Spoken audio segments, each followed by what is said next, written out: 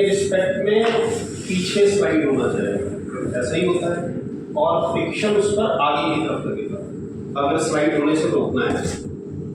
और आपको ये क्लियर कट दिख रहा है कि यहाँ का फ्रिक्शन ज्यादा है, क्यों? क्योंकि ये म्यू है और नॉर्मल रिएक्शन यहाँ पर जो आएगा वो m प्लस एम जी होगा, capital M plus small m into जी।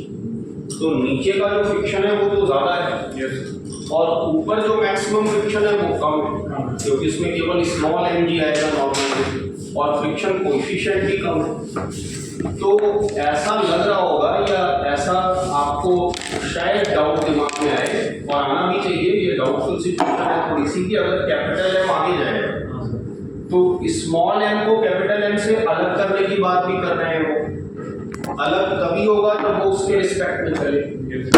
भाई अगर स्मॉल m कैपिटल M के रिस्पेक्ट में मूव ही नहीं करेगा तब तो अलग होने का सवाल ही नहीं, तब तो वो अलग हो ही नहीं सकता। बट अगर स्मॉल m कैपिटल M के रिस्पेक्ट में मूव किया तो वो डेफिनेटली अलग होगा, और जब वो डेफिनेटली अलग होगा तो ऐसा लग रहा है कि वो पीछे की तरफ सरकेगा, और पीछे की तरफ थोड़ा सा भी कुछ भी सरकेगा तो वो फौरन ही उससे डिटैच हो जाएगा, अलग हो जाएगा। क्यों? क्योंकि ऐसे क्वेश्चन में हम ये मान के चलते हैं कि स्मॉल m की जो डायमेंशन है वो कैपिटल M के कंपैरिजन में नेगेटिव है, कुछ भी नहीं है, कोई डायमेंशन नहीं। तो यहाँ पर ऐसा लग रहा है कि क्वेश्चन में आंसर जो निकल के आएगा वो t इक्वल टू 0 है, यानी जैसे मोशन स्टार्ट हुआ वैसे ही छोटा वाला ब्लॉक बड़े वाले ब्लॉक से अलग हो जाए, अगर आप क्वेश्चन को ध्यान से ना समझे तो। बट क्वेश्चन में एक बहुत काम की बात बोली गई है कि इस पूरे सिस्टम को हमने इनिशियली v वेलोसिटी दी है, यानी इसको भी v दी है और इसको भी v दी है, ध्यान देना, दोनों को हमने v वेलोसिटी दी है। फिर एक कंफ्यूजिंग सिचुएशन क्रिएट होती है कि अगर हम दोनों को v दे रहे हैं तो फिर यहाँ पर रिलेटिव मोशन कैसे होगा, और रिलेटिव मोशन अगर नहीं होगा तो फिर फ्रिक्शन लगेगा, या रिलेटिव मोशन की टेंडेंसी नहीं होगी तो फ्रिक्शन लगेगा। तो सबसे पहले तो इस बात को क्लियर करना जरूरी है कि क्या रिलेटिव मोशन नहीं होगा। तो ध्यान दीजिए, बिल्कुल सही बात है कि रिलेटिव मोशन ना होता, बिल्कुल ना होता, अगर यहाँ पर फ्रिक्शन ना हो, अगर नीचे फ्रिक्शन ना हो। क्यों? क्योंकि अगर नीचे फ्रिक्शन ना होगा, देखिए क्वेश्चन से कितना कुछ आपको सीखने को मिल रहा है। अगर मैं इस म्यू को टेम्परेरी 0 मान लूं तो फिर यहाँ पर कोई फ्रिक्शन नहीं है, तो कैपिटल M और स्मॉल m के बीच में जो भी फ्रिक्शन लगेगा वो इंटरनल हो जाएगा इस सिस्टम के लिए, और इनिशियली इस सिस्टम के सेंटर ऑफ मास की वेलोसिटी भी v है। क्यों? क्योंकि दोनों ब्लॉक की v है तो सेंटर ऑफ मास की भी v ही होगी, और किसी तरह का कोई भी फोर्स एक्सटर्नली पूरे सिस्टम पर लग नहीं रहा क्योंकि नीचे की सरफेस को मैंने स्मूथ मान लिया है। तो ऐसी सिचुएशन में सेंटर ऑफ मास की वेलोसिटी चेंज नहीं होगी। सेंटर ऑफ मास की वेलोसिटी अगर चेंज नहीं होगी तो एक ही कंडीशन हो सकती है कि एक की वेलोसिटी घटे तो दूसरे की बढ़े, तभी रिमेन्स कांस्टेंट हो सकती है सेंटर ऑफ मास की वेलोसिटी। वो तब पॉसिबल है जब ये वाला इसके रिस्पेक्ट में सरके, तभी तो दोनों की वेलोसिटी मिसमैच करेगी। भाई अगर स्मॉल m कैपिटल M के रिस्पेक्ट में सरकना शुरू करेगा, इनिशियली नहीं, t इक्वल टू 0 पर तो हमने दोनों को भी दिया है, but t equal to 0 plus पर क्या होगा ऐसा सोचिए। अगर t इक्वल टू 0 प्लस फिर 0 plus plus and so on, दोनों ब्लॉक्स के सिस्टम का जो सेंटर ऑफ मास है उसकी वेलोसिटी कांस्टेंट रहेगी अगर ये सरफेस स्मूथ है। क्यों? क्योंकि कोई भी एक्सटर्नल फोर्स इस सिस्टम पर नहीं, तो इनिशियली दोनों की वेलोसिटी v है तो सेंटर ऑफ मास की भी v ही रहेगी। अब अगर सेंटर ऑफ मास की वेलोसिटी को कांस्टेंट बने रहना है, कांस्टेंट बने रहना जरूरी है अगर नीचे की सरफेस स्मूथ है, तो मैंने माना है कि टेम्परेरी लेग स्मूथ है, तो फिर दोनों के सेंटर ऑफ मास की वेलोसिटी कांस्टेंट बनी रहनी चाहिए। वो तभी बनी रह सकती है या तो दोनों की वेलोसिटी v ही बनी रहे, किसी की भी ना बदले, या किसी की बढ़े तो किसी की घटे, तभी तो बैलेंस होकर के सेंटर ऑफ मास की वेलोसिटी v मिल सकती है, नहीं तो v मिलेगी ही नहीं। अब जरा सा ये बताइए, इन दोनों की वेलोसिटी मिसमैच करने की सिचुएशन तभी बन सकती है जब यहाँ पर फ्रिक्शन फोर्स पिक्चर में आए। फ्रिक्शन फोर्स जब पिक्चर में आएगा तो हो सकता है वो एक की वेलोसिटी घटाए, दूसरे की वेलोसिटी बढ़ाए, मे बी ऐसा हो सकता है। अब फ्रिक्शन फोर्स इनिशियली तो पिक्चर में आ नहीं सकता, क्यों? क्योंकि रिलेटिव मोशन की टेंडेंसी ही नहीं है।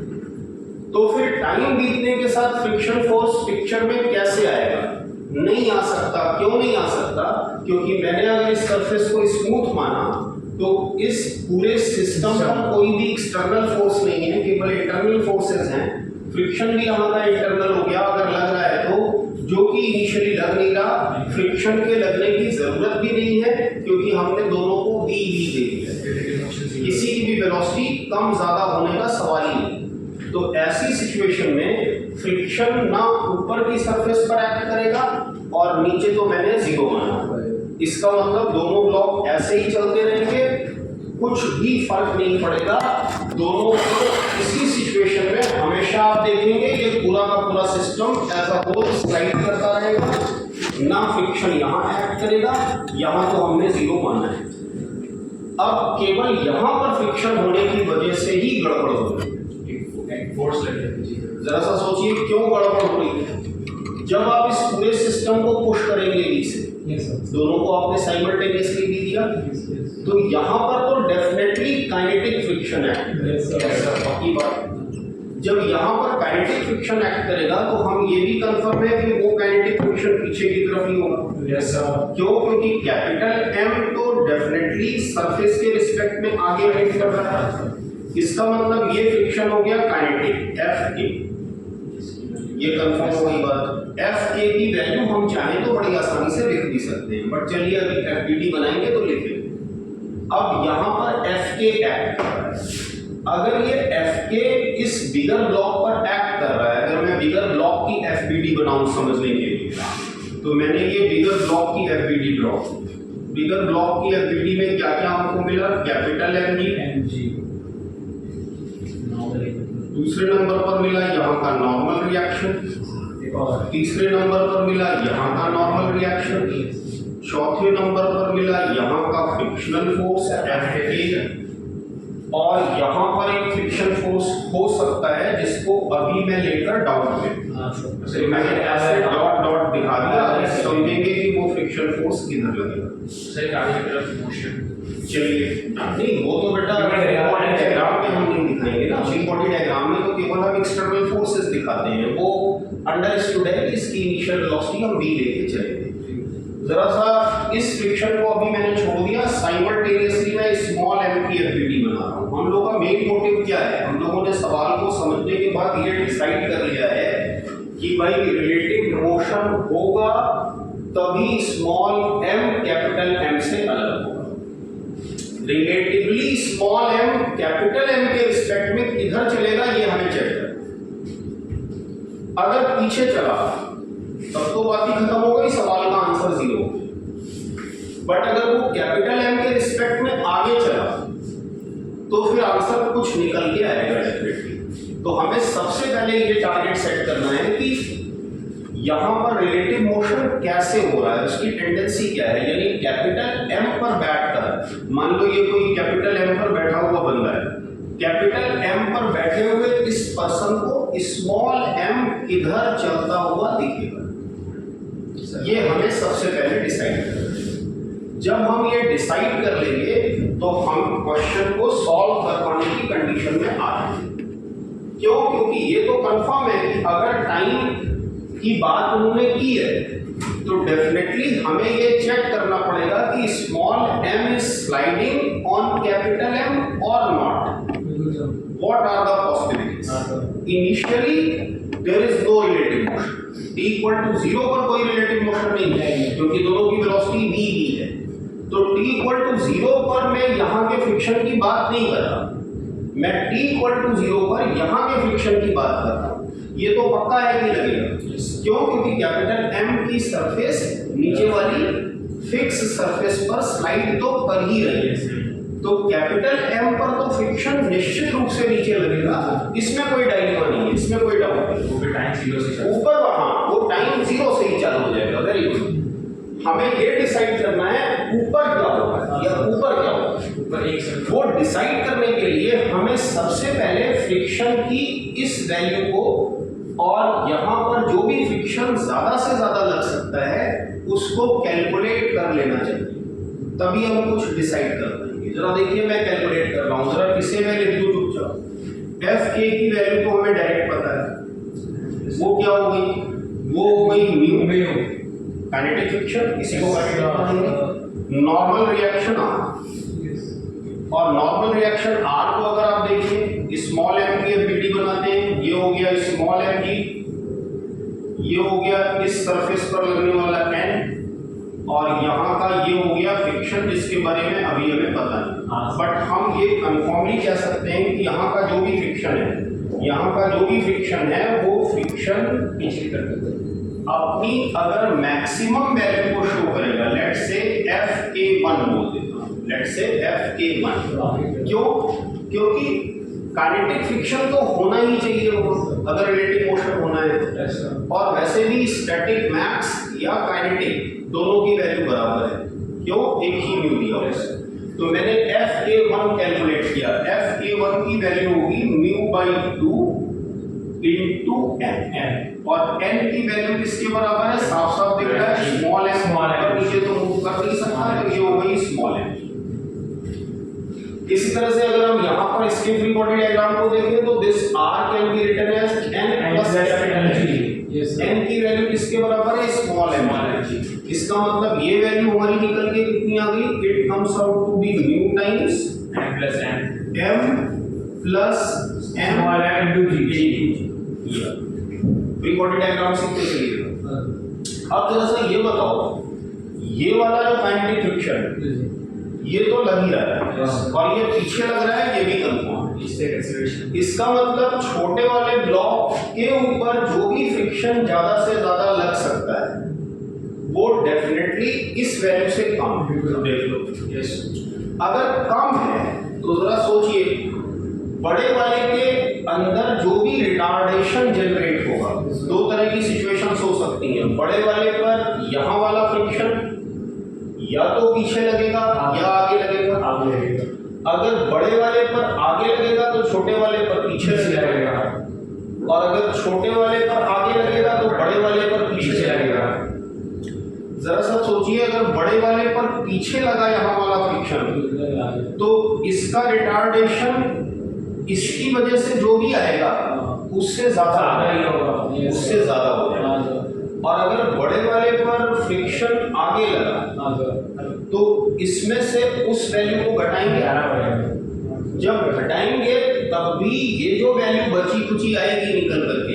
जरा सब्सट्रैक्ट करके देखिए, ये म्यू mg हुआ और इसमें से मैंने μ/2 mg को सब्सट्रैक्ट किया, तो भी वैल्यू क्या बची रहेगी? μ/2 mg वाला एक एक्स्ट्रा टर्म होगा और उसको हम कैपिटल M से डिवाइड करेंगे। तो ये बात एकदम कंफर्म हो गई कि कैपिटल M का रिटार्डेशन ज्यादा होगा स्मॉल m से। कैपिटल M का रिटार्डेशन स्मॉल m से ज्यादा, ये कंफर्म हो गया। अगर कैपिटल M का रिटार्डेशन स्मॉल m से ज्यादा होगा तो कैपिटल M की वेलोसिटी ज्यादा तेजी से लूज होगी। कैपिटल M की वेलोसिटी ज्यादा तेजी से लूज होगी, और कैपिटल M की वेलोसिटी अगर ज्यादा तेजी से लूज होगी तो स्मॉल m कैपिटल M के रिस्पेक्ट में आगे चलेगा। कंफर्म हो गया?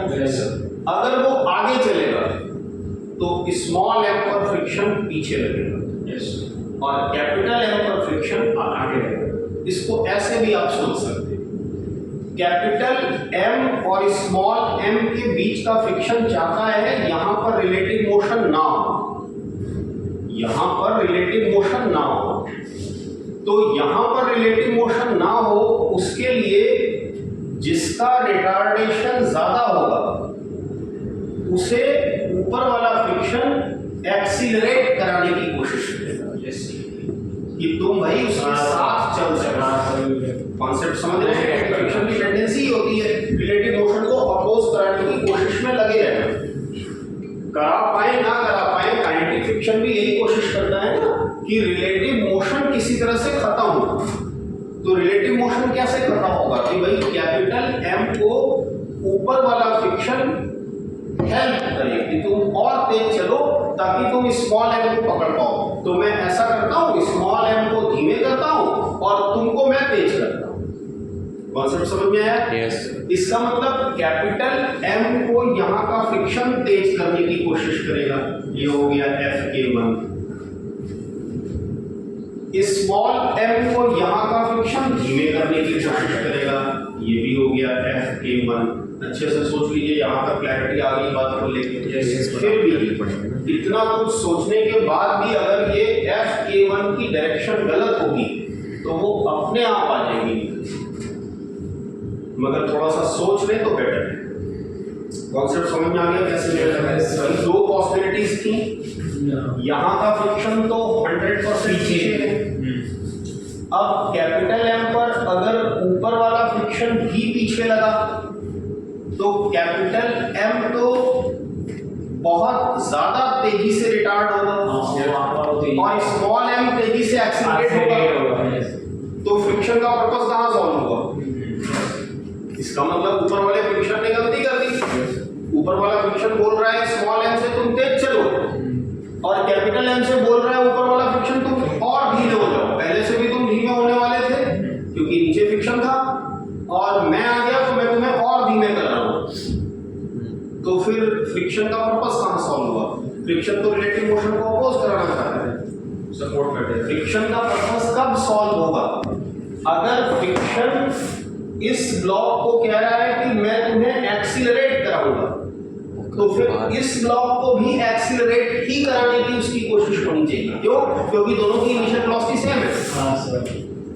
यही सवाल का सबसे इंपॉर्टेंट क्लू पॉइंट है कि दोनों की इनिशियल वेलोसिटी सेम है।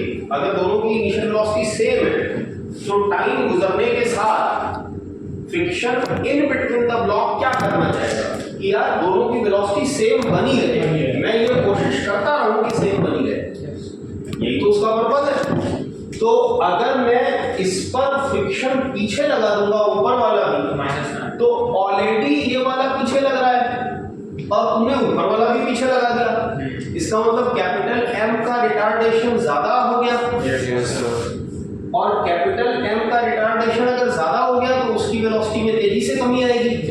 और स्मॉल एम की वेलोसिटी तो फिर ये फ्रिक्शन बढ़ाने लग जाएगा। जब स्मॉल एम की वेलोसिटी को बढ़ाने लग जाएगा और कैपिटल एम की वेलोसिटी को तेजी से कम करने लग जाएगा, तो फिर फ्रिक्शन का पर्पस कहाँ सॉल्व होगा? अब फ्रिक्शन से मैंने कहा यार तुम अपना काम करो, उसने कहा मेरा काम है रिलेटिव मोशन को अपोज करना। तो मैं भाई ये कर सकता हूं कि इसकी वेलोसिटी को जितनी तेजी से ये कम हो रही है उतनी तेजी से कम ना होने। तो यहां का फ्रिक्शन बोलेगा मैं इसे अपनी तरफ से एक्सीलरेट कराऊंगा और मैं इसे अपनी तरफ से रिटार्ड कराऊंगा ताकि दोनों की वेलोसिटी में बैलेंस बना रहे, ऐसी मेरी कोशिश है। फिर भी नहीं बना रहेगा तो स्मॉल एम कैपिटल एम के रिस्पेक्ट में सर है। तो समझ में आगे बात किधर सकेगा? आगे फिजिक्स इज अ फिलॉसफी। अगर आपने समझ लिया अपने आप सब कुछ क्लियर है। अब सवाल में कुछ नहीं रहा, सवाल सॉल्व हो गया। देखिए कैसे हम चुपचाप ग्राउंड फ्रेम से सॉल्व कर रहे हैं, कोई शूडो फोर्स यूज नहीं कर रहे। जरा देखिए मैं चुपचाप इन दोनों की वैल्यू लिख दूं, वैल्यू हमें पता है। जरा Fk1 ये हमें मालूम है, इस पर लगने वाला नेट A, ये मैं नेट A लिख रहा हूँ। किसका? A capital. कैलकुलेशन पर ध्यान दीजिएगा। ये कितना हो जाएगा? Mu times m plus m into g minus mu by 2 small mg और divided by this whole divided by क्या लिखा जाएगा? ये हो गया कैपिटल एम का इधर की तरफ एक्सीलरेशन, या अगर p के साथ कंपेयर करो तो रिटार्डेशन। ये वैल्यू कितनी आएगी? बस को सिंपलीफाई कर लो। म्यू, देखो यहाँ से म्यू एम जी, यहाँ से म्यू बाई 2 एम जी, तो प्लस में आ जाएगा, ये एम बाई 2 हो जाएगा प्लस कैपिटल एम जी, मतलब ये म्यू बाई कैपिटल एम, ये एम बाई 2। यस, क्लियर है? तो यहाँ पर हम क्या लिख सकते हैं, mu capital M plus m by 2 into g divided by capital. अब बाद में सिंप्लीफाई करेंगे। डायरेक्शन किधर है इसकी, ये भी ध्यान रखेंगे, इस पीछे की पीछे। अब जरा सा थोड़े से टाइम के बाद की मैं पिक्चर बना रहा हूँ, जरा छोटे वाले ब्लॉक को भी देख लीजिए। छोटे वाले ब्लॉक का ए किधर है, वो भी इधर की तरफ है ना, पीछे की तरफ है। रिटार्डेशन इसमें भी हो रहा है, इसमें भी रिटार्डेशन हो रहा है, इसमें भी रिटार्डेशन हो रहा है। इसके रिटार्डेशन को फ्रिक्शन ने कम करने की कोशिश की, अगर वो खुद भी पीछे रखता तो और ज्यादा तेजी से होता। तो उसने अपना काम किया, उसने एक तरह से कैपिटल एम को एक्सीलरेट कराया और स्मॉल एम को डिसीलरेट कराया, ताकि वो एक साथ, हाँ, ताकि एक साथ चल पाए। फिर भी एक साथ नहीं चल पाए, इसलिए सरक गए, ऑलरेडी कैपिटल एम क्लियर हुआ।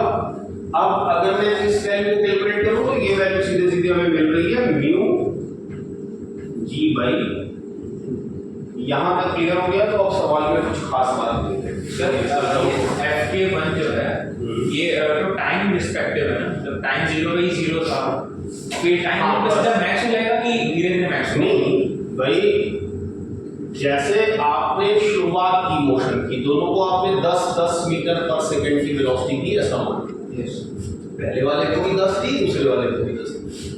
तो ठीक उस समय दोनों के बीच में रिलेटिव मोशन की टेंडेंसी जनरेट नहीं की, ठीक उस समय बस t इक्वल टू 0 प्लस पर ही टेंडेंसी जनरेट हो, रिलेटिव मोशन होने भी लग गया, होने भी लग गया।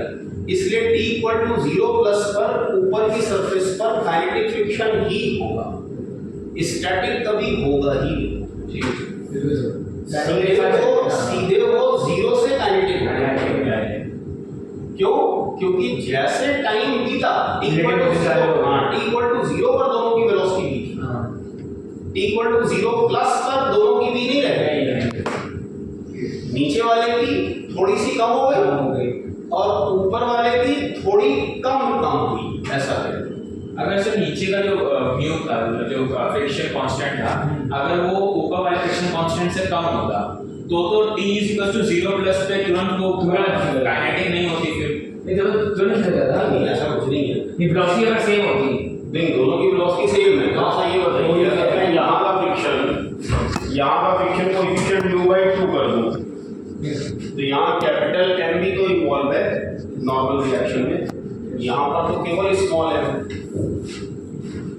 हाँ, ये इस बात पर डिपेंड करेगा, क्वेश्चन सॉल्व होने के बाद आप कंडीशंस लगा सकते हैं, आपको आइडिया लग जाएगा कि स्मॉल एम कैपिटल एम के मास में मास के रिलेशन पर भी वो वैल्यू डिपेंड।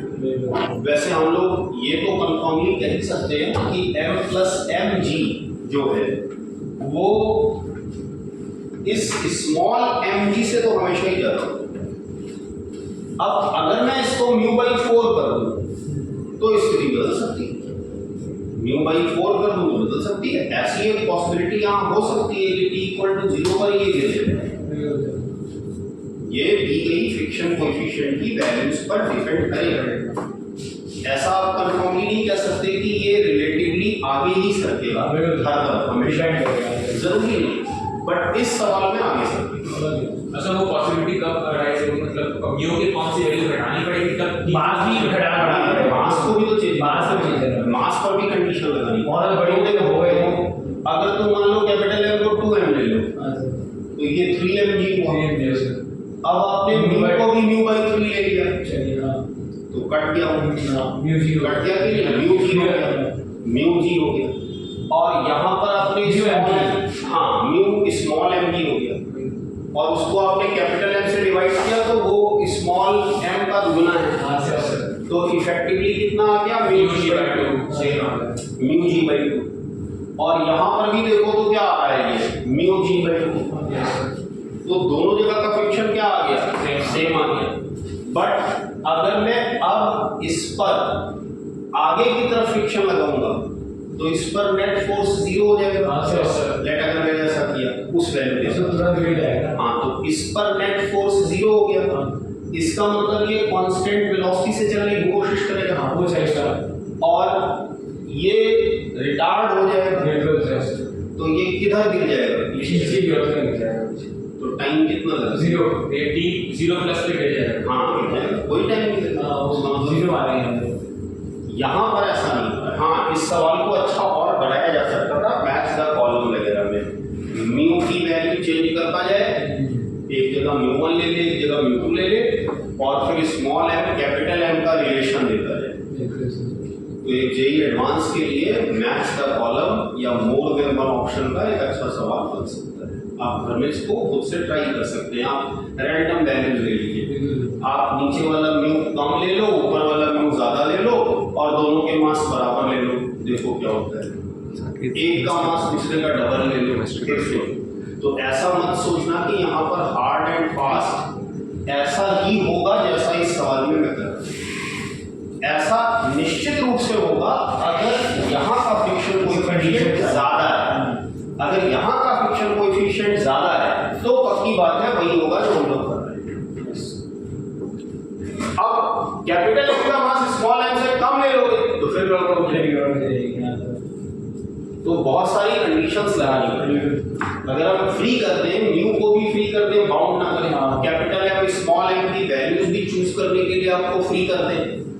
भाई सवाल में अगर कुछ दिया भी होगा तो ऐसे दिया जाता है अक्सर, capital M upon small m का रेशियो इन्होंने दे दिया नीटा, और आपसे कह दिया नीटा इज ग्रेटर देन 1। इसका मतलब कंफर्म है कि कैपिटल एम स्मॉल एम से ज्यादा बड़ा है।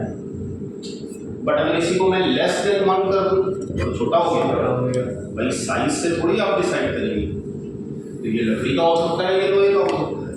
बट यहाँ पर कोई डाउट नहीं है इन वैल्यूज के साथ, जो हमने एनालिसिस की है वही होगी। क्यों? क्योंकि वैल्यूज फिक्स, वैल्यूज क्यों फिक्स हो गई? क्योंकि स्मॉल एम कैपिटल एम के बीच में कोई रिलेशन तो है नहीं। तो ये तो कंफर्म है कि ये m प्लस m ही होगा, और यहाँ पर म्यू लिख दिया हुआ है। तो हम ये भी श्योर है कि अगर मैं इस वैल्यू में से इस वैल्यू को सब्सट्रैक्ट करूंगा तब भी जो रिटार्डेशन आ रहा है ये रिटार्डेशन ज्यादा ही कुछ है। क्लियर? ऐसा मैं मान के चल रहा हूँ। क्यों? क्योंकि इधर कैपिटल एम से डिवाइड करोगे तो म्यू जी हो गया, और यहाँ पर म्यू जी बाई 2 आ रहा है, और इसमें म्यू जी दिख रहा है पहला टर्म, और दूसरे टर्म भी कुछ ऐड हो रहा है, तो म्यू जी बाई 2 से तो ज्यादा ही हुआ ना। तो वो हम लोगों ने आसानी से वैल्यू के नाते एनालाइज कर लिया। यानी ये कंक्लूजन निश्चित रूप से कंफर्म है कि कैपिटल एम का जो रिटार्डेशन है पीछे की तरफ वो अगर 5 है तो स्मॉल एम का उससे कम है।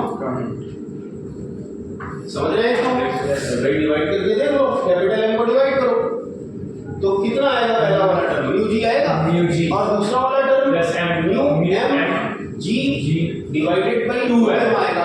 तो म्यू जी से तो ज्यादा ही हो गया, उसमें ऐड हुआ ना, सब्सट्रैक्ट तो हुआ नहीं। यहाँ पर भी ऐसे ही चेक करो, यहाँ पर तो ये म्यू जी बाई 2 केवल आ रहा है, तो म्यू जी से तो कम ही हुआ ना।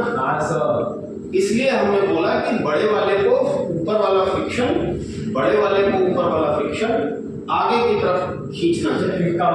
हाँ, और हाँ यस, और छोटे वाले को ऊपर वाला फ्रिक्शन पीछे की तरफ खींचना चाहिए ताकि वो अपना काम कर सके। कर नहीं पाया इसीलिए छोटा वाला बड़े वाले के रिस्पेक्ट में स्लाइड। समझ में आ गई सारी कहानी? अब यहाँ पर होगा क्या? ये हमने ये निकाल लिया, ये निकाल लिया, दोनों वैल्यूज मिल गई। अब थोड़े समय के बाद की अगर आप पिक्चर सोचिए, मैं नीचे बना रहा हूँ, कुछ ऐसा हो रहा है। ये मैंने एक लाइन जस्ट आपको बना के दिखा दी कि आप ऐसा सोचिए कि ये स्मॉल एम है और वो यहाँ पर, अभी यहाँ पर। थोड़े टाइम के बाद की पिक्चर बनाओ तो देखो क्या बनेगी। कैपिटल एम ऐसा कुछ हो जाएगा, आगे बढ़ गया, और स्मॉल एम वाला डॉट यहाँ है, इस पर भी सरका और इसके साथ आगे भी ऐसा होगा कुछ। चलो फिर थोड़े और टाइम के बाद की पिक्चर बनाओ। एक टाइम ऐसा आएगा जब ये पिक्चर बनेगी और वही आपका आंसर है। कौन सी दिख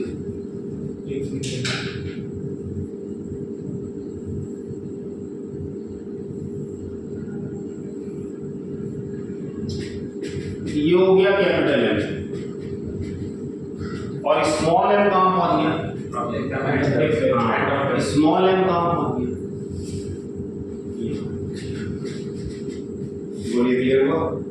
जरा सा देखिए स्मॉल एम कितना सरका ग्राउंड फ्रेम में, कितना सरका? 2L नहीं, समझ में नहीं कह रहा है, तो आया है कहां पहुंचा है? अरे यही तो डिस्प्लेसमेंट ऑफ स्मॉल एम हुआ है। कितना circle I am not saying 2L जरूरी नहीं है। क्लियर हुआ? कैपिटल एम कितना सरका? कैपिटल एम की भी इसी वाली टिप को देखो, इसी वाली टिप को देखो, एक ही टिप को देखिए तो इस ध्यान से हाँ सर। तो ये कितना सरका? ये कौन सरका है? ये बड़ा वाला है। तो स्मॉल एम का जो रिलेटिव एक्सेलरेशन होगा with respect to capital M वो तो ऐड अप हो जाएगा ना दोनों। तो वो बात की बात है, अभी उसको रिलेटिव बताओ नहीं, और लोग अभी रिलेटिव की कोई बात नहीं कर रहे, बस मैं ये दिखाना चाह रहा कि जब स्मॉल एम कैपिटल एम से अलग होने वाला होगा, आपने स्टॉप क्लॉक ऑन की है, अब आपने स्टॉप क्लॉक ऑन करके उसे आप देख रहे हैं, किस समय आप स्टॉप क्लॉक को बंद करेंगे? इस समय आप बंद करेंगे। हाँ सर। क्यों? देखिए स्मॉल एम इस सिरे पर आ गया, कैपिटल एम कितना चला? कितना चला? कैपिटल एम को आप कहीं से भी देखो, स्लाइड ही तो हो रहा है, यहाँ तो चल रहा है कैपिटल एम। तो मैं कैपिटल एम की ये वाली बाउंड्री देख रहा हूँ, पहले स्मॉल एम कहां पर था? यहीं पर था, पहले यहां दिखा दिया स्मॉल एम को मैंने। एक तरह से मैं ग्राउंड फ्रेम ले रहा हूँ, ये मेरा ग्राउंड फ्रेम है, ये जमीन का पॉइंट है। अब मैं यही बोलूंगा ना कि ये वाला एज स्मॉल एम एक ही लोकेशन पर, क्लियर? अब स्मॉल एम चल रहा है कैपिटल एम पर, ये बताएगा कि स्मॉल एम कैपिटल एम पर चल रहा है, कितना चला? इतना चला। ये कौन बताएगा? ये बताएगा, बट मैं तो ग्राउंड से देख रहा हूं, तो स्मॉल एम चलता जा रहा है, उसको देखते जाओ। तो मैंने किसी जनरल इंस्टेंट पर स्मॉल एम को दिखाया, ये स्मॉल सॉरी कैपिटल एम को, ये कैपिटल एम चला, ये स्मॉल एम का ग्राउंड फ्रेम में डिस्प्लेसमेंट हुआ, सबको यहीं से देख रहे हैं, इसी पॉइंट से। फिर थोड़ा टाइम और बीता, होते आते जब ये वाला यहाँ आ गया, यहाँ आ गया, तो अब स्मॉल एम को क्या लगेगा? मैं लिखने वाला हूँ, ये तो लगेगा। और कैपिटल एम उस समय इतना चला हुआ है, स्मॉल एम उस समय इतना चला हुआ है। अगर ये टाइम यहाँ से यहाँ तक का टाइम टाउ है तो यही हमको निकालना है। और अगर आप ध्यान से देखिए तो ये टाइम निकालने के लिए अगर मैं ऐसा लिख दूं x capital M minus x small m equal to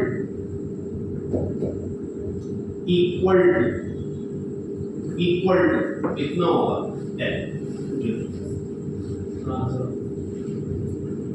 इसी क्वेश्चन में वैल्यू रख देंगे ग्राउंड फ्रेम से तो हमें आंसर मिल जाएगा। क्लियर हुआ सब? जरा सा आप देखिए, मैं स्मॉल एम और कैपिटल एम की वैल्यू लिख देता हूँ। अगर मैं कैपिटल एम का x लिखूंगा, x ऑफ कैपिटल एम, तो क्या लिखूंगा? एक्सीलरेशन जो भी है वो कांस्टेंट तो ही है, तो क्या लिखा जाए? ut plus half at ut plus half at square. इसकी इनिशियल वेलोसिटी क्या है? v। तो v इंटू टाउ, आगे वाले को मैं पॉजिटिव मान रहा हूँ, माइनस हाफ, ये हो गया a capital M into tau. समझ में आई बात सब? चलिए स्मॉल एम का लिख दिया जाए। स्मॉल एम का क्या लिखा जाए?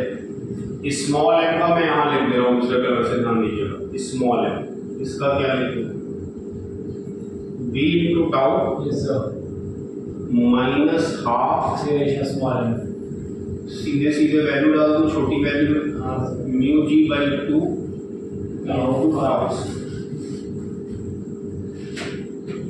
ये हो गया छोटे वाले का डिस्प्लेसमेंट, ये हो गया बड़े वाले का डिस्प्लेसमेंट। मैंने बड़े वाले पर बैठकर छोटे वाले को नहीं देखा, मैंने सब कुछ ग्राउंड से देखा, कोई शूडो फोर्स नहीं दिखाया है ध्यान से। क्लियर हो गई सबको पिक्चर? सबको समझ में आ गया क्या क्लियर? अब जरा दोनों को घटा के देखिए तो ये टर्म तो गायब हो गया, ये वाला टर्म तो गायब हो जाएगा, इस टर्म से तो कोई मतलब है। अब मैं कैपिटल स्मॉल एम में से, यहाँ मैं उल्टा ले लिया हूँ, वही माइनस आ रहा है। हाँ उल्टा, उसको ठीक कर लो यार, डबल यही था, ये सब है हो गया, वो सेट हो गया। हो गया सर।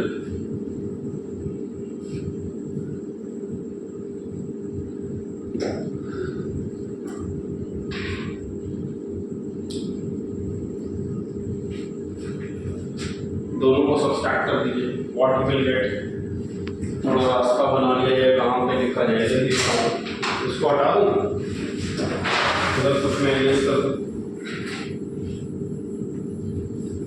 दूसरे बोर्ड को सिलेक्ट करके लिखने में कुछ हो जाएगा, कुछ बार बार खराब मैं इतने में लिख दूँ।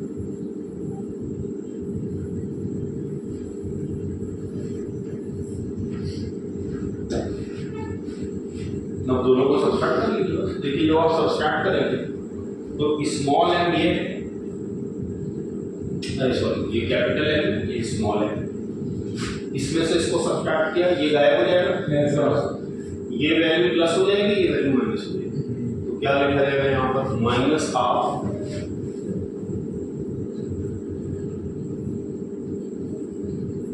Mu g by 5 into t square, यही होगी ना, हाफ टी स्क्वायर, और ये प्लस हो गया, प्लस हाफ एम की जगह वैल्यू रख देते हैं। देखिए म्यू जी, पहला वाला टर्म हो गया म्यू जी, दूसरा वाला टर्म हो गया म्यू स्मॉल एम, दूसरा टर्म हो गया mu small m g by 2 capital है। बोल क्लियर? और ये हमारा हो गया टी स्क्वायर। अब क्या क्या कॉमन मिल रहा है देख लो,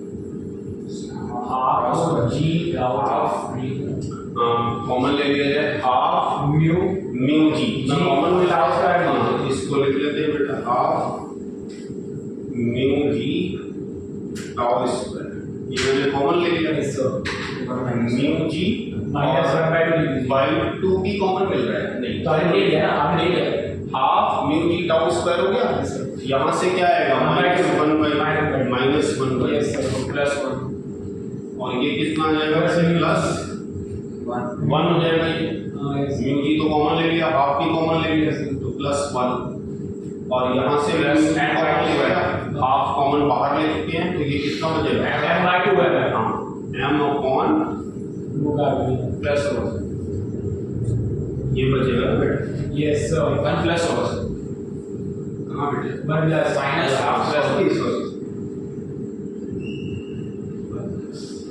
तो इसको ऐसे लिख दिया जाए, ये वाला सीधे सीधे हो गया हाफ माइनस हाफ, म्यू जी टाउ स्क्वायर, नहीं बेटे माइनस तो यहाँ ले अगर लिया। आपने 12 कॉमन अब ये 1 सेपरेट है, ध्यान दीजिएगा, ये हाफ है, तो ये भी 1/2, तो ये भी हो गया 1/2, इसको भी बाहर कर लो, और ये हमारा सीधे हो जाएगा कितना, 1/2 बाहर हो गया, ऊपर क्या बचेगा बेटे, m प्लस m, चेक करो पूरी गड़बड़ हो रहा है, ये सरल है सर, नहीं ठीक है, ट्वेल्व होना चाहिए, वो तो हाफ कर दिया ना सर, नेट तो वो क्या बढ़ेगा, नहीं हाफ मैंने यहाँ से वो 1 तो बचेगा ना, 12 प्लस m बाय सही तो है। अरे सही तो है, सही तो है, सही तो है, इसको गलत कर चेक करो, इज इक्वल टू क्या होना चाहिए, h इज इक्वल टू है, तो यहाँ से टाइम निकालिए, देखिए क्या आ रहा है, उन्होंने किस फॉर्म में दिया है आंसर देखो,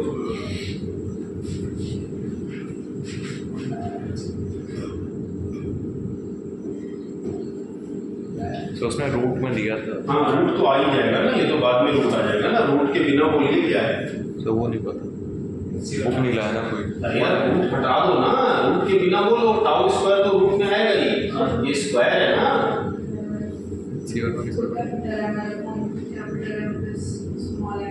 capital ML upon 4 capital four capital ML से और M plus M into mu ये दिया है। हाँ ये रूट तो वही है। चलिए जरा यहाँ से चेक कर लो, वही आ रहा है, दो दो इधर आ जाएगा, लिखते जाओ, अब मैं लिख रहा हूँ उसके, ये 4 ml हो गया कि नहीं, आज नहीं लाया। 4 ml तो हो गया, ऐसा कैसे ये टू ये अब ऊपर से आओ, म्यू ही M plus चला M गया, ये म्यू ही, फिर M plus M भी चला गया, M plus M हो गया। बोलिए क्लियर हुआ? Yes, sir. M plus M हो गया, ये भी हो गया, इस पूरे का अंडर रूट ये हो गया, ये आंसर यही हो, यही तो है। वो नहीं भाई ये है तो बोला आखिरी वही तो है। सब वो वहीं से कैलकुलेट हुआ। हाँ इस पूरे की पावर हाफ, बुक में यही है ना आंसर, इस फॉर्म में दिया है, वही फॉर्म में निकाला, अरे इस पूरे की पावर हाफ हो जाएगा ना, टाउ स्क्वायर। क्लियर हुआ सर? Yes. अब घर में आप इस क्वेश्चन को ऐसे ट्राई करिएगा, एक डाटा लेके सोचिए क्या हो सकता है पॉसिबिलिटीज। एक तो ये पॉसिबिलिटी आप चेक कर सकते हैं कि जो ग्राउंड का फ्रिक्शन है, म्यू ग्राउंड, ग्राउंड का मतलब नीचे वाला, उसको मैं कुछ ले लूँ, इसकी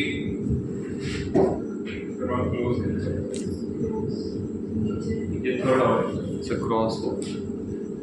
यहाँ पर जो ग्राउंड का फ्रिक्शन है उसको आप ले लो म्यू बाई, और जो ऊपर वाला फ्रिक्शन है उसे मैं म्यू अप कह देता, उसको भी आप ले लो म्यू बाई। आप जरा घर में जाके देखो क्या होगा, समझ गए?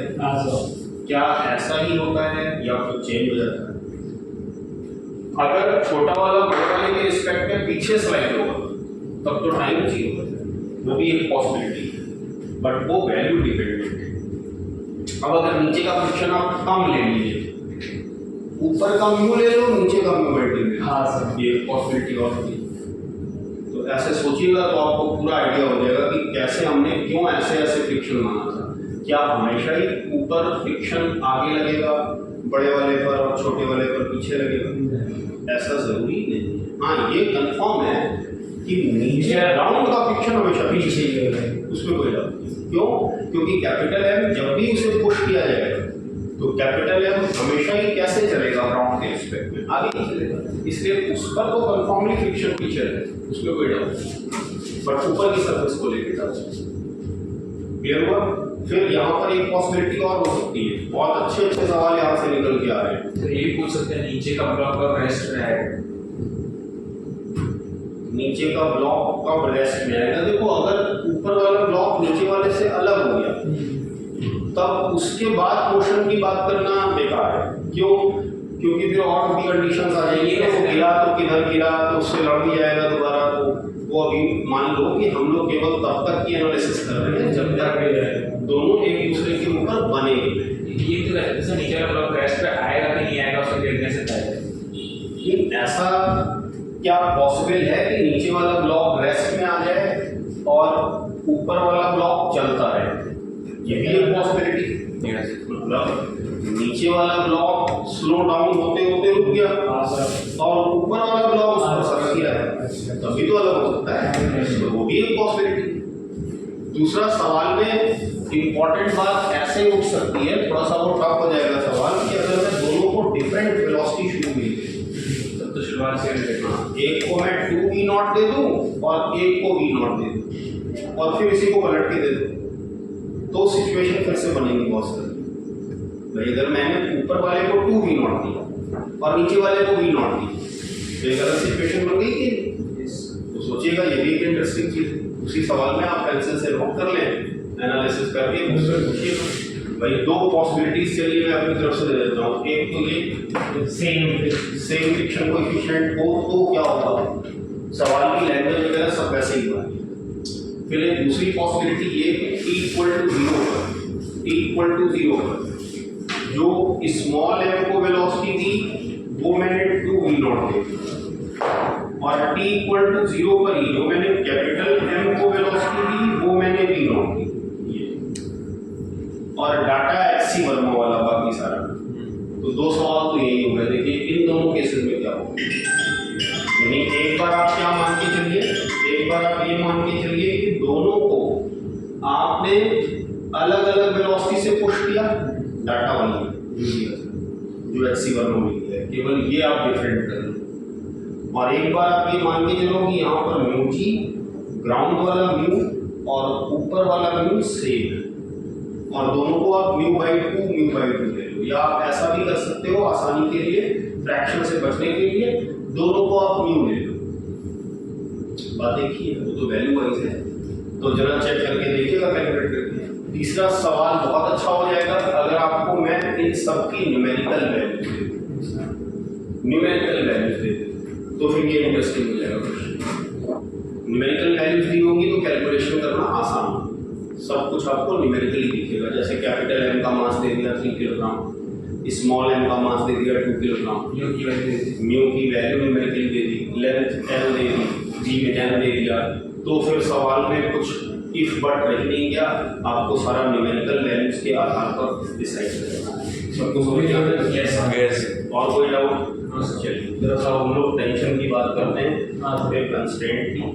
सर ये भी हो सकता है ना क्वेश्चन कि ऊपर वाला ब्लॉक जो है सरकते कहीं रेस्ट पे ना आ जाए, क्या अगर वैल्यूज है तो कैपिटल M के रिस्पेक्ट में हाँ वो पॉसिबिलिटी तभी हो सकती है जब नीचे का फ्रिक्शन हटा स्मूथ नीचे का फ्रिक्शन हटा तो हो सकता है। देखिए वो मैं आपको दिखा भी देता हूँ, क्योंकि ये इस तरह का एक सवाल आईटी में पूछा गया है, मुझे एग्जैक्टली क्वेश्चन तो नहीं ध्यान, बट कैसे आप एनालिसिस करेंगे वो मैं आपको दिखा देता हूँ। देखिए जैसे मान लो सवाल ये पूछा गया है, ये सवाल मोमेंटम कंजर्वेशन से भी लोग सॉल्व कर लेते हैं। देखिए कैसे, इस पर छोटा वाला ब्लॉक है, यहीं पर रखता है, मैंने यहीं पर, ठीक यहीं पर। अब ये सरफेस मैंने रख ली, यहाँ पिक्चर नहीं। अब लेट से मैं आपसे ऐसा कह दूं, देखिए ऊपर की सरफेस रफ है, ध्यान देना, ये रफ है, यहाँ पर फ्रिक्शन कोएफिशिएंट भी है। अब आपसे बोल दिया at t equal to 0 initial velocities provided to these blocks, this v0 and this one is 2, and this block is sufficiently large का मतलब बहुत लंबा है, तो अब गिरने का चांस नहीं है, तो अब क्या ऐसा हो सकता है कि दोनों ब्लॉक एक टाइम के बाद साथ में चलने लगे? देखते हैं क्या ऐसी पॉसिबिलिटी है। चलिए ये सारे क्वेश्चंस मैंने आपसे पूछ लिए, लिख लो सवाल, लिख लो जरा, ट्राई करो। इन्होंने बात छेड़ी है तो करके देख लीजिए, इस तरह का सिंपल क्वेश्चन आ चुका है। In shown figure horizontal surface is smooth, no friction, and friction in between the blocks is mu. Capital M is sufficiently large.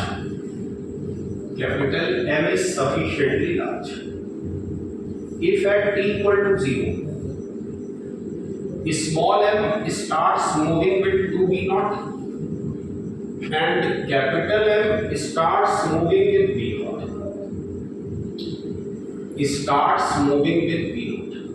Then check question mark, it is possible or not after some time both blocks start moving together. Both block start moving together. And also calculate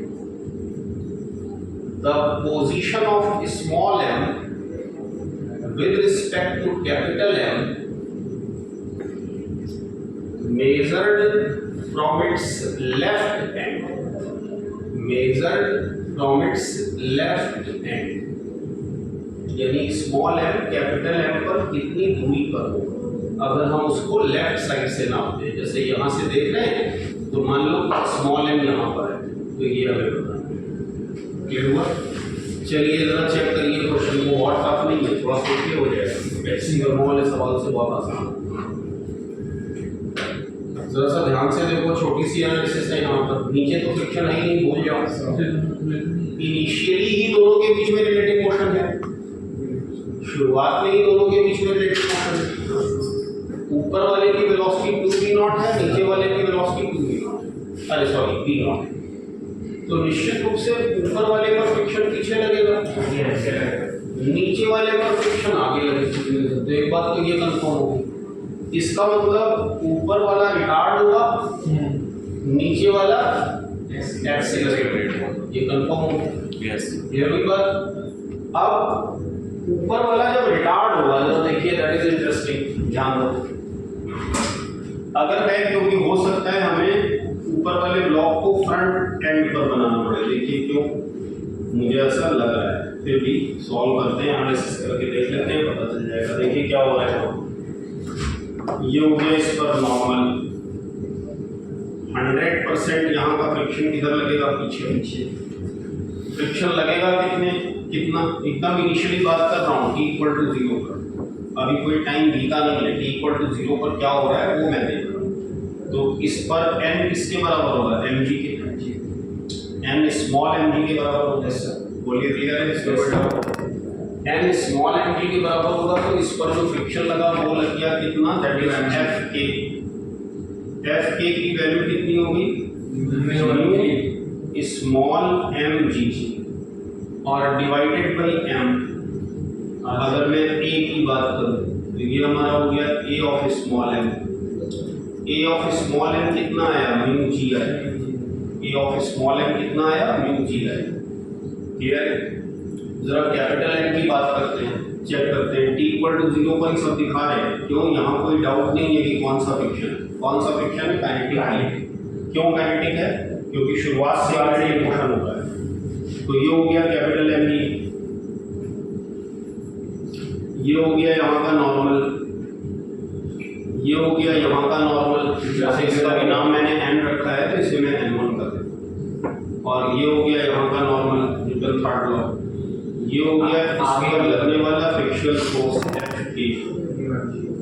Fk की value mu into small m ही होगी। इसका मतलब a of capital M कितना आएगा, mu of capital M आएगा mu and g upon small mg upon upon capital.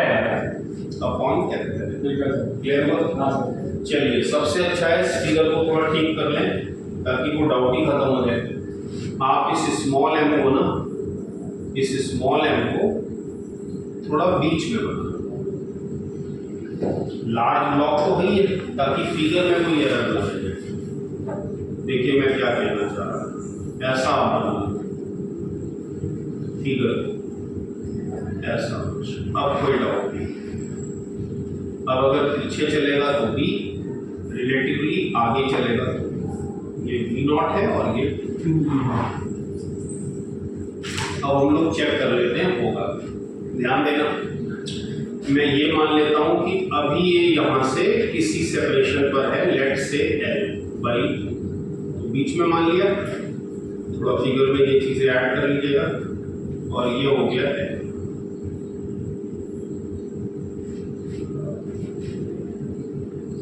Clear है बात? ये l है, ये l/2 और छोटा वाला ब्लॉक ठीक बीच में। अब हमको ये देखना है कि सेपरेट होने में कितना टाइम लगेगा या दोनों साथ में चले लगेंगे। दरअसल ये देखिए, अगर दोनों लेग साथ में चले लगे तो ऐसा कब हो सकता है, इसकी वेलोसिटी कितनी थी 2v0 इनिशियल, और इसकी वेलोसिटी कितनी है v0, ये इनिशियल है। अब इसका ये जो a आ रहा है वो एक्सीलरेशन है भाई, इसका ये a एक्सीलरेशन है ना, उसकी वेलोसिटी को बढ़ाएगा और इसकी वेलोसिटी को क्या करेगा ये घटाएगा। बोलिए क्लियर है? इसकी वेलोसिटी टाइम के साथ डिक्रीज होगी, इसकी वेलोसिटी टाइम के साथ इंक्रीज होगी। क्लियर हुआ? मान लेते हैं थोड़ी देर के लिए कि t इक्वल टू t पर दोनों की वेलोसिटी सेम होगी, सेम होगी तभी तो फ्रिक्शन लगना बंद होगा। और हमने पूरा मौका दे दिया कि भाई गिर नहीं रहे हैं, ऐसा मान लेते हैं, बाद में देखेंगे। तो लेट हमने ये माना कि गिर नहीं रहे हैं और दोनों की वेलोसिटी एक टाइम के बाद सेम है। जरा देखते हैं कितने टाइम के बाद सेम हुई। सेम होने की पॉसिबिलिटी क्यों है? देखो इसकी वेलोसिटी घटती जा रही है, इसकी वेलोसिटी बढ़ती जा रही है, तो कभी ना कभी तो बराबर होंगे ना। बोलिए समझ में आ रही है बात? चलिए अब मैंने ऐसा कर लिया, थोड़ा कैलकुलेशन को और अच्छा करने के लिए मैं न्यूमेरिकल वैल्यू ले लेता हूँ। आप भी ये वैल्यू लिखते हैं, मान लो ये 2 है, कट जाए, इससे थोड़ा आसान हो जाएगी कैलकुलेशन, नहीं तो फिर हमें बार बार कैपिटल एम को लेकर के एनालिसिस करनी पड़ेगी। तो मैंने यहाँ पर कैपिटल एम की जगह वैल्यू कर दी, तो ये कितना हो गया म्यू जी बाई, और इसका कितना है म्यू जी। यहाँ तक समझ में आ गई बात? चलिए जरा सा देखिए, मान लो इसकी वेलोसिटी एक टाइम के बाद v होगी, ये मैंने टाइम मान लिया, let's say t equal to tau. इसकी वेलोसिटी कितनी हो गई v, और इसकी भी वेलोसिटी कितनी हो गई एक टाइम के बाद v होगी, दोनों की कॉमन मान लेते हैं। तो जरा सा बताओ, इसके लिए इक्वेशन लिखोगे तो क्या लिखोगे? 2v0 minus mu G into tau, ये लिखेंगे। बोलिए क्लियर है? Yes sir. कैपिटल एम के लिए आप क्या लिखोगे? उसकी भी वेलोसिटी भी होगी, यस सर, v प्लस, ये स्मॉल एम के लिए है, ये कैपिटल एम के लिए, इसकी वेलोसिटी भी होगी, यस। इनिशियल वेलोसिटी इसकी कितनी है? v0, और इसका एक्सीलरेशन है म्यू जी बाई, तो ये हो गया म्यू जी बाई। अच्छा, मतलब जब बिल्कुल की स्पीड सेम हो जाएगी उसके बाद वो साथ चलेंगे। हाँ, ये मैं चेक कर रहा हूँ। उसके बाद आगे पीछे नहीं होंगे, कैसे होंगे? फ्रिक्शन लगना बंद हो जाएगा, फ्रिक्शन लगना बंद नहीं हो जाएगा उसके बाद। हाँ सर। भाई अगर दोनों ब्लॉक्स की वेलोसिटी सेम होगी, कभी भी जब भी, मैं ये मान के चल रहा हूँ सेम हो गई बिफोर सेपरेशन, ऐसा मैंने माना है। वो बाद में देखेंगे कि सेपरेशन हो जाएगा या नहीं होगा, या कितना होगा, कितना आगे पीछे रहेंगे एक दूसरे के रिस्पेक्ट। यहाँ तक समझ में आ गई बात? चलिए अब मैं ये मान के चल रहा हूँ कि यहाँ पर ये दोनों की कॉमन वेलोसिटी होने वाला इंस्टेंट, यानी t इक्वल टू टाउ पर दोनों की वेलोसिटी कॉमन होगी। कॉमन हो क्यों सकती है? वो क्लियर कट दिख रहा है। क्यों? क्योंकि इसकी वेलोसिटी डिक्रीज हो रही है, इसकी वेलोसिटी इंक्रीज हो रही है, तो कभी ना कभी इक्वल हो सकती है। तो मैंने मान लिया कि let t equal to tau के बाद इक्वल होगी। तो t इक्वल टू टाउ पर मैंने छोटे वाले के लिए v मान के इक्वेशन लिखी, रिटार्डेशन है तो माइनस लगा दिया, बड़े वाले के लिए लिखी एक्सीलरेशन है तो प्लस लगा दिया। अब इन दोनों को इक्वेट कर देते हैं, ये दोनों सेम है, इक्वेट कर दिया। तो जब इक्वेट किया तो बेटा क्या आ रहा है, जरा सॉल्व करके देखो। v0 इज इक्वल्स टू, यहाँ पर क्या आएगा, इन दोनों को मैंने बराबर कर दिया, तो यहाँ से वैल्यू कितनी आ गई, दिस इक्वल टू दिस, तो इधर हो गया v0। बोलिए क्लियर है? यस। और इस साइड कितना आ जाएगा? 3 म्यू जी, हाँ, 3 म्यू जी बाई 2 फिर टाउ। समझ में आया? भाई दिस इक्वल टू दिस, तो दिस इक्वल टू दिस किया, ये इसको हमने इसके बराबर कर दिया, तो v0 एक तरफ शिफ्ट कर दिया इधर की तरफ, और इसको मैंने इधर शिफ्ट कर दिया दिस। तो यहाँ से टाइम की वैल्यू कितनी आ गई? टाइम की वैल्यू आ गई 2v0 बाई 3 बोलिए क्लियर है? v कितना आ गया तेरे को यहाँ से? जब सॉल्व करेंगे तो v की वैल्यू कितनी है? v पुट कर दो कहीं से, हाँ तो v को पुट कर दो कहीं पर, तो v कितना हो जाएगा 2v0 minus mu G cancel, तो ये हो जाएगा 2v0 by 3 mu ji into mu G, ये हमारा यहाँ पर वैल्यू रखी आउट की जगह पर 2v0 by 3 mu ji into mu g, subtract किया, ये म्यू जी कैंसिल, ये कितना आ जाएगा बेटा 6 माइनस 2 4 आ जाएगा, लो भाई यस सर, तो ये वैल्यू कितनी आ जाएगी 4 म्यू नॉट बाई 3, ये हमारी कॉमन वेलोसिटी। इतने टाइम के बाद दोनों की वेलोसिटी कॉमन। इस चीज को हम डायरेक्टली कंजर्वेशन ऑफ मोमेंटम से भी कर सकते हैं। देखिए एक लाइन में आंसर आ जाता, वैसे वो आपने पढ़ा नहीं, क्योंकि इस पूरे सिस्टम पर ना कोई एक्सटर्नल फोर्स नहीं है, कोई एक्सटर्नल फोर्स इस पूरे सिस्टम पर नहीं है। क्यों? यहाँ का फ्रिक्शन इंटरनल है। हाँ सर, तो इसका मोमेंटम कंजर्व रहेगा। अगर मैं मोमेंटम कंजर्वेशन से लिखूं तो बस हमको इतना लिखना होगा m v0 2m v0, उसकी वेलोसिटी 2v0 है, और ये कितना होगा, ये भी होगा 2m v0, क्या किया है? ये मैंने मोमेंटम कंजर्वेशन किया, और ये हो गया अच्छा, ओके। 3m इंटू v, तो देखो v का आंसर हो गया। इसको भी आप लिख सकते हैं, चाहे तो लिख ले, ये मैंने मोमेंटम कंजर्वेशन अप्लाई कर दिया, हाँ sir, that can be used here. इसलिए तो देखो इससे भी तुरंत आ गया, वही भी आ रहा है कि हाँ, इससे टाइम नहीं निकलेगा, टाइम आपको अलग से निकालना पड़ेगा। हमने पहले टाइम निकाला फिर भी निकाला, इसमें हमें डायरेक्ट टी मिल गया और टाइम इसकी हेल्प से निकालना, उल्टा चलो। तो ये भी एक अप्रोच था इस सवाल को करने का, बट मैं फिलहाल अभी इसकी बात नहीं कर रहा, इसके डिटेल में नहीं जा रहा, ये मुझे टाइम। जरा सा बताओ इस टाइम में, जो भी टाइम हमें मिला, इस टाइम में स्मॉल एम कितना चलेगा वो भी पता कर लो, इस टाइम में कैपिटल एम कितना चलेगा वो भी पता कर लो, तो फिर दोनों एक दूसरे के रिस्पेक्ट में कितना आगे पीछे होंगे वो हमें मालूम है। तो ऐसे आप इस क्वेश्चन को कर सकते हैं, बढ़िया। तो देखिए फ्रिक्शन इज वेरी इंपॉर्टेंट, क्या पूरा न्यूटन लॉ ही इंपॉर्टेंट है फिजिक्स में। तो अब हम लोग थोड़ा सा टेंशन की बात करते हैं। देखिए टेंशन को लेकर बहुत सारी एक्टिविटीज, बहुत सारी सिचुएशंस टेंशंस को लेकर के आती है। टेंशन भी एक तरह का कॉन्टैक्ट फोर्स ही है, कुछ अलग नहीं है, बट जनरली होता क्या है कि जब हम लोग टेंशन फोर्स को दिखाते हैं तो वो अक्सर स्ट्रिंग्स के साथ या किसी रॉड के साथ या किसी चेन के साथ या पुली के साथ, अक्सर आपके जो टेंशन फोर्सेस की बात होती है वो इसी तरह के मैकेनिकल सिस्टम्स के साथ होती है। किसी पुली के ऊपर से कोई रोप पास हो रही है, फिर आपने रोप के साथ या चेन के साथ दो तरह की कंडीशंस देखी होंगी। एक तो रोप ऐसी होती है जो मासलेस होती है, यस रोप कैसी है, मासलेस। अक्सर आपने देखा होगा वेरी लाइट स्ट्रिंग या मासलेस स्ट्रिंग। इसी तरह से एक दूसरे तरह की रोप हो सकती है जिसके पास मास हो, मास नॉट इक्वल टू। अब मास होगा तो उसमें भी दो तरह की रोप्स हो सकती हैं। पहले मैं रोप्स को डिस्क्राइब कर रहा हूँ। एक ऐसी रोप हो सकती है कि उसकी कुछ लेंथ दी हुई है, लेट से एल, कोई रोप है उसकी कुछ लेंथ एल दी हुई है, और इस रोप को मैंने बोल दिया इट इज यूनिफॉर्म। और रोप्स का जो क्रॉस सेक्शन होता है उसे हम अक्सर नेग्लिजिबल मानते हैं। रोप का जो क्रॉस सेक्शन है उसको हम मान के चलते हैं कि its cross section is very very less in comparison to its length.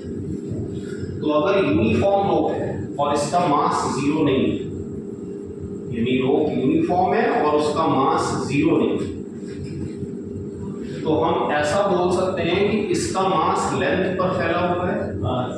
इसका मास किस पर फैला है, लेंथ पर। और अगर लेंथ पर फैला है और रोप यूनिफॉर्म है तो इसका मास पर यूनिट लेंथ कांस्टेंट, मास पर यूनिट लेंथ कांस्टेंट। यानी हम सीधे कह सकते हैं total mass of rope divided by length, divided by length. But अगर रोप नॉन यूनिफॉर्म है, किसी भी तरह की रोप है और वो नॉन यूनिफॉर्म है, यानी रोप कैसी है? Non uniform. इसका सेंटर ऑफ मास होता है। रोप अगर हमारी नॉन यूनिफॉर्म और इसका भी क्रॉस सेक्शन, ये हमेशा ध्यान रखिएगा जब तक क्वेश्चन में कहा ना जाए। जनरली न्यूटन्स लॉज के जो सवाल होंगे या जब भी आपको रोप वगैरह दिखेगी कहीं पर, रोप का मतलब चेन भी उसमें इंक्लूड कर लीजिए, रोप चेन इस तरह की चीजें। कभी कभी आप उसमें रॉड भी इंक्लूड कर सकते हैं, क्योंकि इन सभी सिचुएशंस में जो क्रॉस सेक्शन है वो लेंथ के कंपैरिजन में बहुत कम है। तो हमेशा हम ये मानते हैं कि इन रोप्स का, चेन का या थिन रॉड का जो मास है वो लेंथ पर ही डिस्ट्रीब्यूटेड है, यानी हम उसके मास का डिस्ट्रीब्यूशन वॉल्यूम वाइज नहीं मानते या एरिया वाइज नहीं मानते। ठीक वैसे ही जैसे आपकी कॉपी का एक सिंगल पेज, आप अपनी कॉपी के अगर आप एक सिंगल पेज को पकड़िए तो आप यही बोलेंगे ना कि उसका मास एरिया पर डिस्ट्रीब्यूटेड है। क्यों? क्योंकि एरिया के कंपैरिजन में इसकी जो थिकनेस है वो नेग्लिजिबल है। एरिया के कंपैरिजन में ये थिकनेस जो है वो नेग्लिजिबल है। आप वर्नियर कैलिपर से भी ये थिकनेस नहीं नाप पाओगे। तो ऐसी सिचुएशन में आप क्या बोलोगे कि इसका मास एरिया पर डिस्ट्रीब्यूटेड है। इस तरह से आप अपने सिर से कोई एक सिंगल लेयर निकाल लीजिए, अब उसका मास आप किस पर डिस्ट्रीब्यूटेड बोलेंगे? लेंथ पर। तो वैसा ही कुछ यहाँ पर भी, यानी रोप्स का मतलब होता है हमेशा थिन रोप्स, रॉड्स का मतलब होता है थिन रॉड्स जिनका मास लेंथ पर डिस्ट्रीब्यूटेड है और क्रॉस सेक्शन नेग्लिजिबल। अब अगर नॉन यूनिफॉर्म रोप है तो यहाँ पर भी मास लेंथ पर डिस्ट्रीब्यूटेड है, बट इसका जो मास पर यूनिट लेंथ होगा dm/dl, dm/dl, उसे हम बोलेंगे लैम्डा। ये लैम्डा की यूनिवर्सल डेफिनेशन है, mass per unit length, differential mass which is to be chosen on that distribution anywhere and its differential length is real, then mass per unit length can be defined as dm/dl, dm/dx, dm/dy, etc. etc. और इसी को हम बोलते हैं lambda. अगर रोप non uniform है तो उसका जो लैम्डा होगा वो कांस्टेंट नहीं है, लैम्डा उसका वेरिएबल है। क्लियर बात? यानी अगर हमें लैम्डा किसी तरह का फंक्शन दिया हुआ है, जैसे ऐसे दिया हो सकता है, लेट से आपसे कह दिया, प्रोबेबिलिटी ऐसे समझिए कि आपसे कह दिया कि ये वाला एंड है x इक्वल टू 0, ये वाला एंड है x equal to 0, x equal to 0, ये वाला रूट का एंड है x इक्वल टू l, ऐसे समझो। ये रोप जो है वो x एक्सिस के अलोंग है, आप ऐसा भी मान सकते हैं x एक्सिस पर रखी हुई है, अलाइन है, ऐसे ही y एक्सिस पर रखी हो सकती है, कुछ भी इस तरह का। यानी का मतलब one of its end point is at x equal to 0, let's say it is a straight uniform rope, non-uniform rope, its total length is L and its mass density is given in this way। आपसे कह दिया इसकी जो mass density है lambda वो x का function है, मान लीजिए आपसे कह दिया इट इज 3x। तो इस फंक्शन को देख के आप क्या प्रेडिक्ट करेंगे कि जैसे आप इधर बढ़ते जाओगे मास डेंसिटी बढ़ती जाएगी कि नहीं? वेरिएबल हो गई। इसका मतलब अगर मैं यहाँ पर कोई एक छोटा सा एलिमेंट लूंगा तो उसका मास तो 0 हो जाएगा क्योंकि x 0 है, बट अगर मैं ठीक बीच में कोई एक एलिमेंट लेने की कोशिश करूंगा तो उसका लैम्डा 3 टाइम्स L² by 4 हो जाएगा कि नहीं? इसी तरह से सबसे किनारे जब हम जाएंगे, एंड पॉइंट पर जब हम जाएंगे तो वहां पर लैम्डा कितना हो जाएगा? 3L²। अब अगर मैं आपसे कह दूं कि भाई इस रोप का टोटल मास क्या होगा, find mass of this total mass of this रोप, तो आपको क्या करना पड़ेगा? आप डायरेक्टली इस रिजल्ट को यूज नहीं कर सकते, तो यहाँ पर आप क्या करेंगे? इंटीग्रेट। तो यहाँ पर आप इस इक्वेशन को यूज करेंगे, it is your general relation for any type of lambda. तो यहाँ से हम क्या लिखेंगे अगर हमें टोटल मास निकालना है? dm equals to lambda times dx। Lambda time dx का मतलब क्या होगा? मैंने यहाँ पर एक डिफरेंशियल एलिमेंट लिया, इसको क्या बोल दिया? dx। तो इस छोटे से डिफरेंशियल एलिमेंट का मास क्या हो गया, लैम्डा इंटू dx। लैम्डा किसका फंक्शन है, x का, तो हम सीधे इसे क्या लिख सकते हैं, that can be written as 3x²। यहाँ पर क्या लिखेंगे बच्चों, dx। हमें क्या चाहिए, टोटल मास ऑफ रो, तो ये हो गया टोटल